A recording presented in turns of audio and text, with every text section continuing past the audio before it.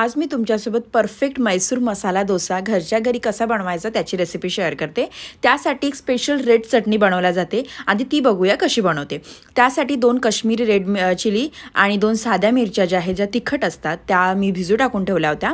इथे रोस्टेड चना डाळ घेतली आहे, थोडंसं आपण इथे चिंच, कढीपत्ता, जिरे आणि धना पावडर घेतला आहे, सोबत चवीपुरतं मीठही घेतलं आहे। हे सर्व एका मिक्सर जारमध्ये टाकून घेते आणि आपण धने पावडरच्या जागी तुम्ही अख्खे धने सुद्धा यूज करू शकता। हे सर्व मिक्सर जारमध्ये टाकून घ्यायचं। मी यामध्ये जे मिरची भिजू टाकून ठेवलेलं पाणी होतं ना ते यूज केलं, तुम्ही एक्स्ट्रा पाणी पण यूज करू शकता। आणि सेमी थिक अशी आपल्याला इथे चटणी वाटून घ्यायची आहे मिक्सरमध्ये। अशा प्रकारे आपली इथे रेड चटणी तयार आहे, तुम्ही बघू शकता अशी कन्सिस्टन्सी हवी चटणीची। त्यानंतर इथे तवा गरम करायला ऑलरेडी ठेवलं होतं मी, त्यामध्ये डोसाचं बॅटर टाकून घ्यायचं आणि डोसा बनवून घ्यायचा।